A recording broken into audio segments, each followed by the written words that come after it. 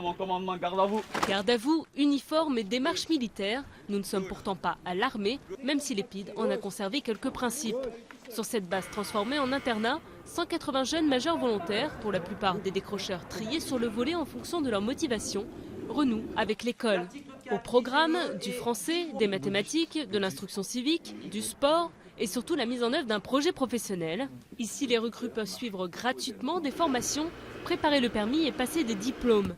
Une véritable deuxième chance pour ces jeunes, au parcours souvent chaotique. C'était un échec total et puis je ne foutais rien aussi à l'école, donc j'avais besoin d'une remise à niveau, quoi.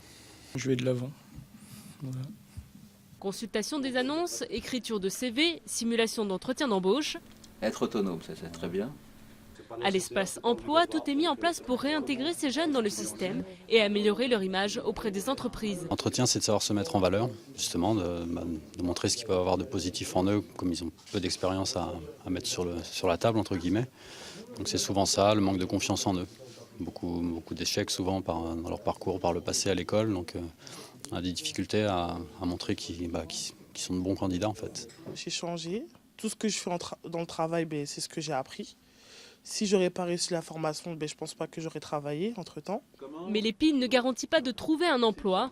À la sortie, seul un jeune sur deux rentre sur le marché. Et désormais, un nouveau défi attend ces établissements, l'arrivée de mineurs délinquants. Il nous appartient de trouver les bonnes procédures pour que l'action de ces mineurs ne soit pas perturbatrice et qu'on offre toujours l'offre de même qualité aux majeurs que nous accueillons actuellement. Les demandes pour intégrer l'Épide de Brétigny-sur-Orge ne cessent d'affluer.